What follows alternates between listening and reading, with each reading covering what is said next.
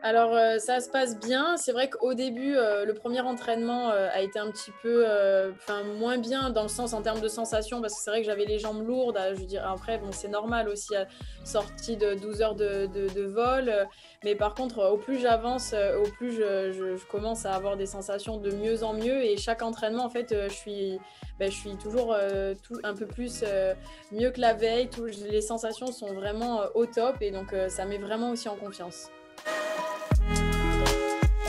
Oui, alors c'est vrai qu'au Japon, il fait extrêmement chaud, mais pour le coup, on a la chance quand même d'avoir, le gymnase, climatisé. Ils nous mettent aussi, les ventilos au cas où ça suffit pas, mais pour le coup, il fait quand même un petit peu chaud, mais c'est pas non plus, voilà, ça va et on est quand même, très, très bien. Alors bon, l'accueil, franchement juste formidable, à la hauteur, j'ai envie de dire des Japonais. Ils sont comme ça, ils sont très chaleureux, très accueillants et vraiment et c'est vrai qu'il y a Tomo et Kei qui sont avec nous et bon, eux, ils sont vraiment juste au top, quoi. Ils font en sorte qu'on soit vraiment, le mieux possible, qu'on manque de rien. Ils sont vraiment, en fait, à nos petits soins. C'est bien de les avoir aussi avec nous, ils ramènent, vraiment de la bonne humeur aussi et c'est top.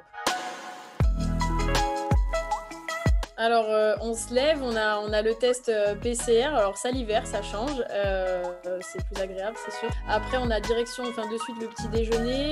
Dans la foulée, en fait, on part à l'entraînement et on s'entraîne enfin moi, pour ma part, je m'entraîne à peu près à 1 h 30. Après, le temps de revenir à l'hôtel, c'est déjà, le déjeuner. On fait une petite sieste et ça y est, rebelote, en fait, on repart à l'entraînement et généralement, le dîner est à 20 h.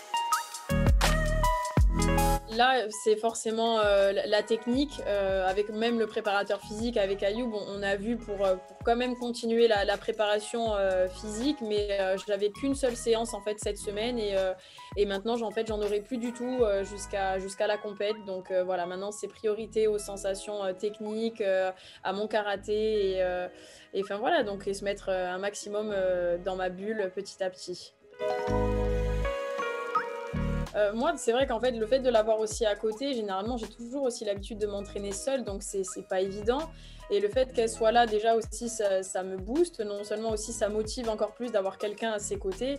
Le fait que ça soit ma sœur, bah, voilà, c'est d'autant plus fort. C'est vraiment et partager cette expérience avec elle, c'est, surtout en plus a avec les jeux, dans ces conditions, c'est voilà, on dira que c'est un soutien malgré tout parce que bah, voilà, mes parents n'ont pas pu faire le déplacement et le fait quand même d'avoir ma sœur avec moi, c'est quand même un soulagement.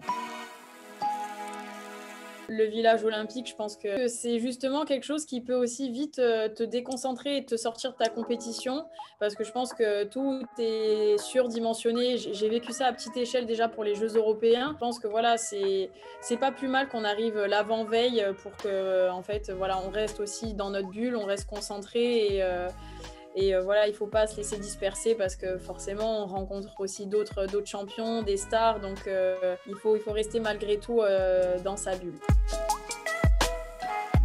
Oui, totalement. L'objectif, c'est la médaille.